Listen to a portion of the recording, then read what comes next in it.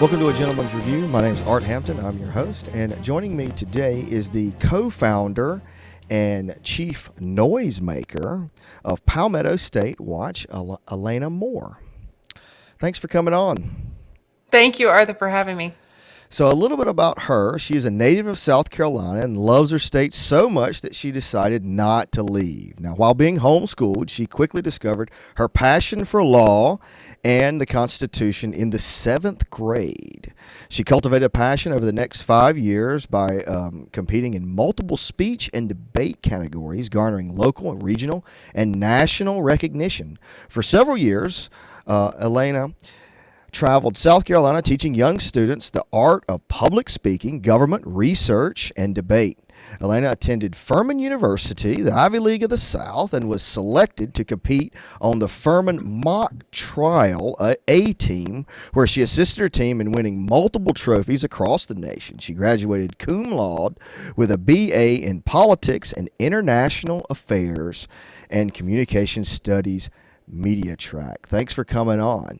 And so there's been a lot of things flowing around ever since that bill was passed about the establishment of a health czar, and Ed Simmer was the pick that the governor wanted. And there's been a lot of talk about this, that, and the other. I just want to know the bare bones of what's going on with that, what happened, and why there's such a big stir about Ed Simmer, who's not even an MD. He is a non-clinician psychologist going to have the authority to tell medical doctors, clinicians, what they can and can't do. That doesn't make any sense to me, I guess. But explain it for us, Alaina. Definitely. Well, it all kind of started a couple of years ago when in 2023, the General Assembly in South Carolina passed Act 60, which split up DHEC, which was the health department and environmental control all in one. So they went ahead and split it. That became effective last year in 2024.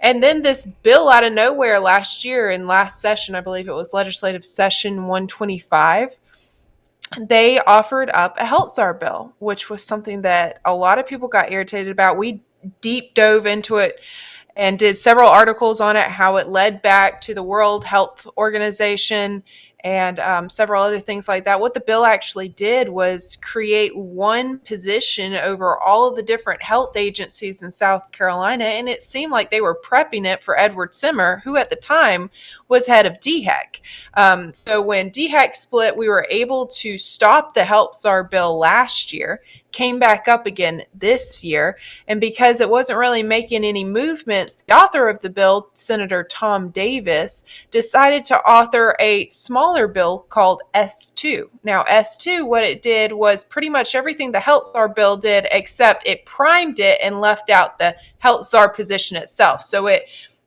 quote unquote consolidated organizations into one. It didn't actually consolidate because it didn't end up eliminating any jobs whatsoever. It just took 5 agencies and put it in, I believe, about 3 or so. So instead of having 5 separate agencies, you had 3, but you still had the same amount of money going into it, the same amount of employees, which I don't think you can consider a consolidation.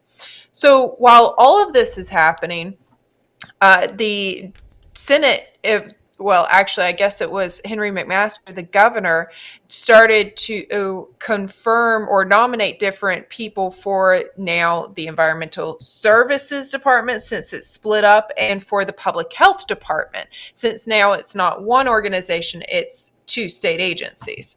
So his pick, of course, for the Department of Public Health was Dr. Edward Simmer, who had headed up DHEC the previous 3 or 4 years since I believe it was February 2021, he's led that department. So, we did a big deep dive, and a lot of different organizations really came together from the grassroots and started diving into Edward Simmer's background. Now, if you look at it very deeply, it's not the best. Like you mentioned, he's not even what we would consider a real physician. He's a clinical psychiatrist from the military. One of his last job before he came to South Carolina was heading up the 4th largest insurance company in America. So he has an insurance background. not really a health background. And he was nominated and confirmed in February of 2021 to serve as the head of DHEC. Now, while he served as the head of DHEC, he was pushing for mask mandates for kids in school in South Carolina, and he was also pushing different, well, I would say call them coercive campaigns to get people vaccinated. He was targeting young people and conservatives especially, and he even stated that in his meetings. So we uncovered a lot of this stuff. Other organizations from the grassroots were doing the same thing, which gave such momentum for this. So during Simmer's confirmation hearing in the Senate, he had, I believe, about 2 different confirmation Senate hearings. So it was nominated by Henry McMaster. Henry McMaster would not back down. He tripled down on his support for Dr. Simmer while we continuously had so much pushback from the grassroots. And the Senate held a hearing that ended up being 2 separate days over a couple of weeks period. And at the end of the day, the Senate actually received so much pressure from South Carolinians that they voted to not confirm Dr. Simmer, which is great, except right now, Dr. Simmer is still the interim director for the Department of Public Health. After the Senate decided not to confirm Dr. Simmer, Henry McMaster came out in a public statement again, at this point quadrupling down on his nomination. And from what I'm seeing, I think McMaster's just going to let it sit because he knows that Simmer right now is serving as the interim director, and as long as he doesn't appoint someone else for the position, Simmer stays interim until McMaster finishes up his term. Yep. And that really shows who he really was. I mean, well, first of all, let's talk about Simmer with the insurance companies. Too many times do I hear a doctor say, well, not my own, but you hear people talking. I went to my doctor and the doctor says I need to do this, or we should do this, but I got to pay for it. The insurance says we need to jump through these hoops before we can actually do what we need to do. And it just seems like the insurance companies have the hands of the doctors tied with what they will pay and what they want to pay, unless you just want to pay out of pocket. And I guess at some point you just got to say, well, is insurance even really worth it? Let me just pay the doctor myself. And so, but that's a whole nother issue. And I guess he was part of the problem with working for the insurance companies. But McMaster really showed his colors of which side he was on, not only with the appointment of Zimmer, not backing down, but also with his endorsement of Lindsey Graham. I mean, I think he is he's the poster child for a rhino. Yeah. At least from what I know. If you hear Lindsey, he's a rhino. And when I say something like, well, this Democrat has a better voting record than Lindsey Graham, that just really shows how big of a rhino he is. But back to Simmer, how much longer does McMaster have just sitting in this position, just, I guess, winning by default? Yeah, so Henry McMaster, he's serving his final term right now. His term will be over in 2026. And Dr. Simmer doesn't come up for an appointment. If he just sits there kind of in that interim director position, he's going to serve out his term basically with Henry McMaster until a new governor is elected and that new governor appoints their person to fill that position. Unless they want, of course, to appoint Simmer again. They could always do that. I guess, couldn't the Senate, I don't know, appoint someone else? Or I guess the appointment, unfortunately, the Senate only does confirmation. Yeah. Henry McMaster has to be the governor has to be the one that appoints the position. And we have given him a person who would fit this role perfectly. He's a medical freedom physician from the North Augusta area over near Aiken. And he has been a physician serving South Carolinians for decades now. He's spoken in front of the Senate and DHEC and multiple other different health agencies, especially during COVID when he was trying to protect his patients from what they were going through with both the COVID vaccine and then the pandemic itself. Yet McMaster has his resume. Dr. Matt Clark, yet he's doing nothing I know Matt. at He's a all. good guy. He's actually Yeah. in the same denomination as me. I have to tell you about that later. But so yeah, I do think Matt would have been much better than Simmer. But why? I don't understand why they're trying to. If you're going to sell something, you need to at least make it be palatable Right. and a non someone that doesn't really practice medicine. Telling people who do practice medicine that just doesn't make any sense to me. It's a no. Do you understand what I'm saying? Just Hmm. at least make it somewhat palatable, somewhat believable. If you're going to put people in that position, but you know, I guess he doesn't have to.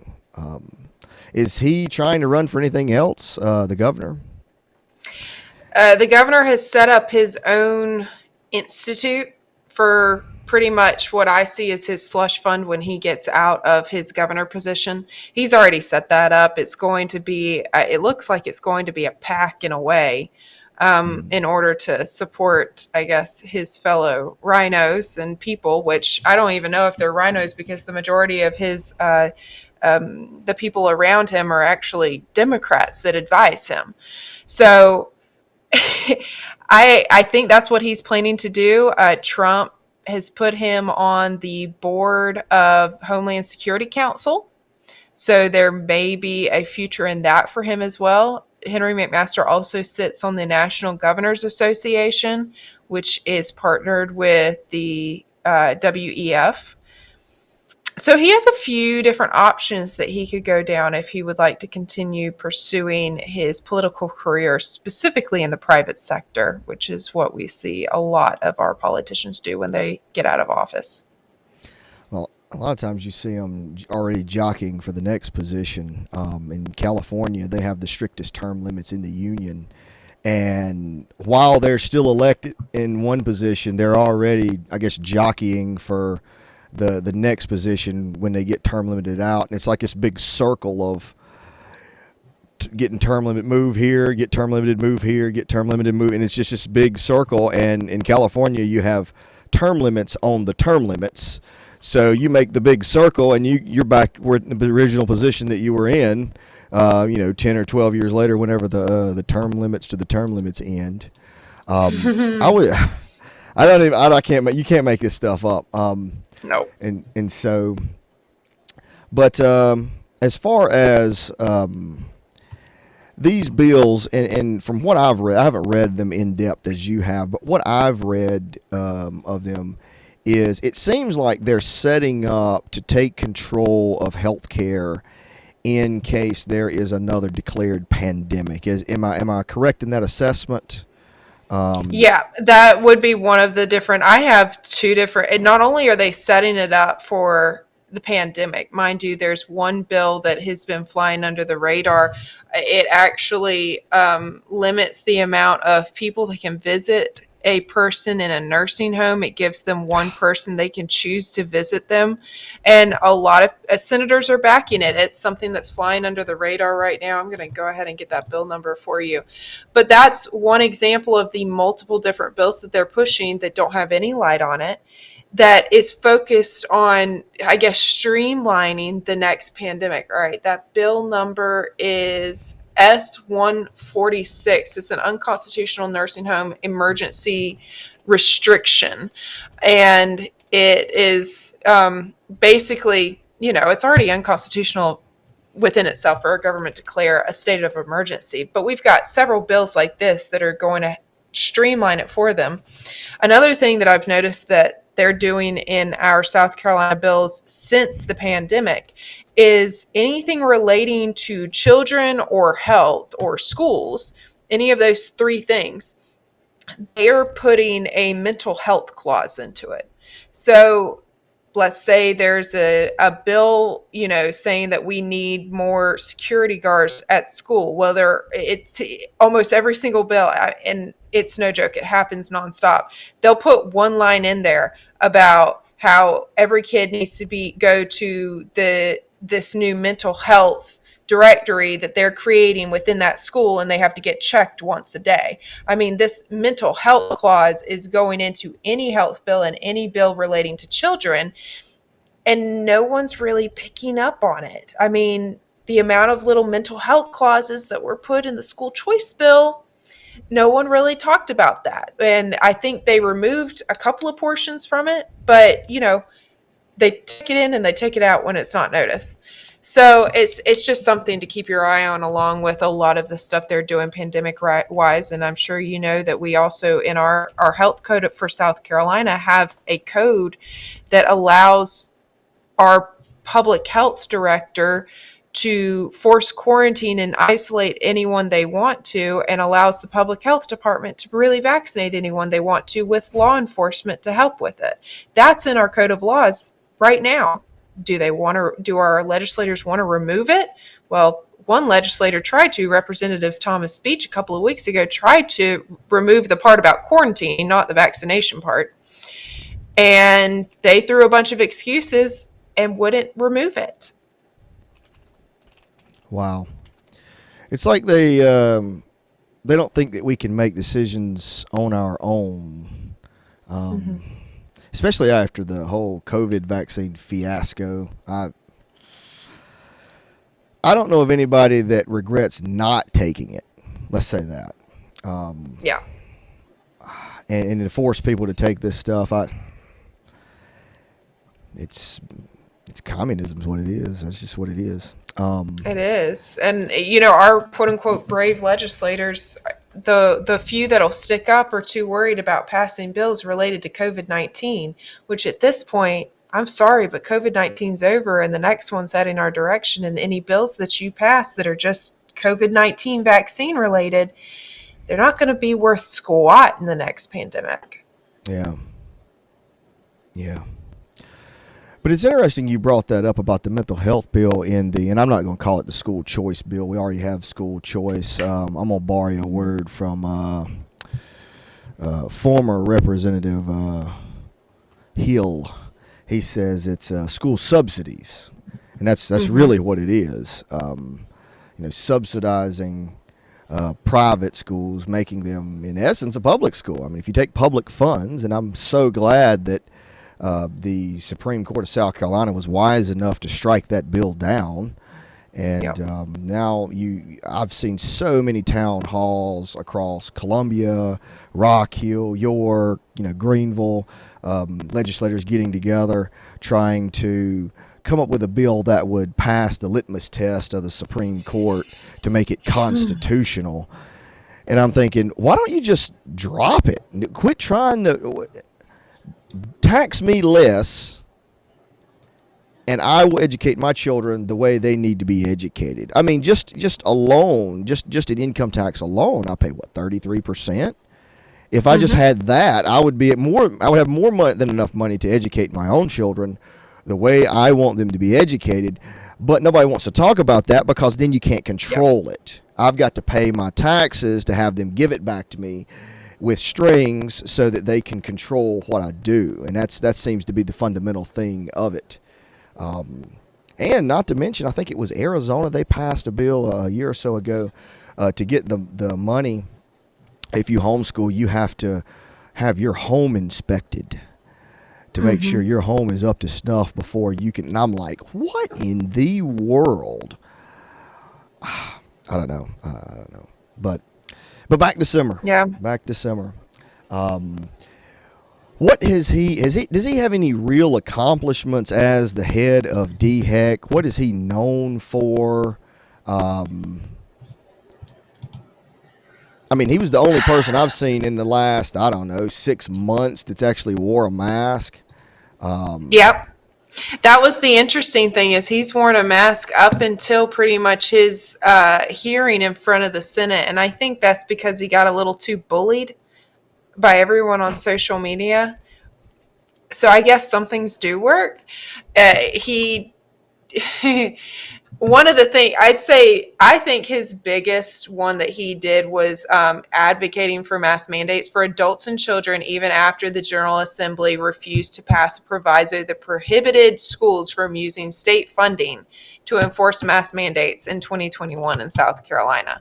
Right there, that was, I guess, huge for him. Dr. Simmer also worked to coerce, like we talked about earlier, young people. He named conservatives and Black individuals was what he stated in the DHEC board meetings, are the ones that needed to be focused on to receive the COVID-19 vaccine. He recommended that South Carolina communities maintain mask mandates. He would sometimes wear them when he said, oh, well, the vaccine is enough. And then a month later in the DHEC meetings, he'd go back to wearing the mask because all of a sudden, oh, we coerced all these people to take it so they didn't have to wear their mask anymore. And then, oh, wait, next month, there's 2 more other vaccines you got to get before you can take your mask off. And who knows if that'll even work then. You could see the hypocrisy going back and forth.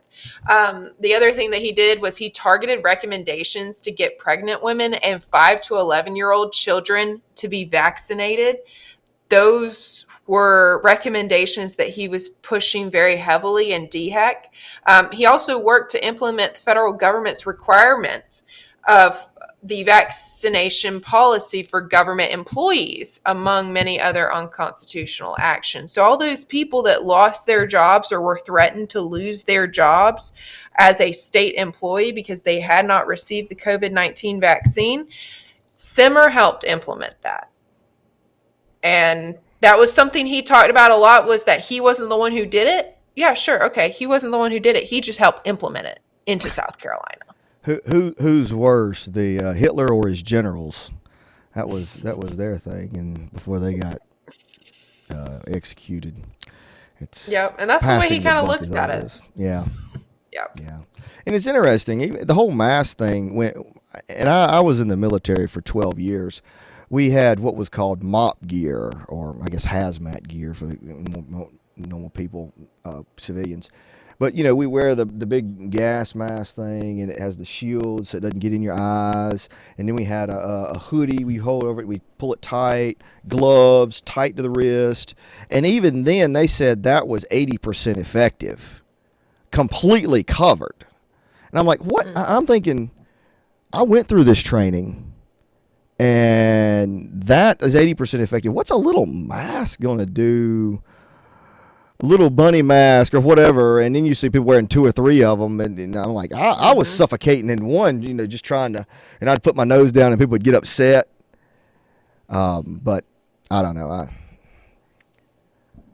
glad that's behind me. Hopefully we won't have to deal with that again. We get enough pushback. But thanks for coming on, talking to us about Simmer. Next time, I'm going to have her back. We're going to talk about the treasurer, Loftus, and what they did, what Republicans did, really, to Loftus to get him out of power. So thanks for joining us for a Gentleman's Review, bringing the news that the mainstream propaganda does not. And remember to like, share, and subscribe.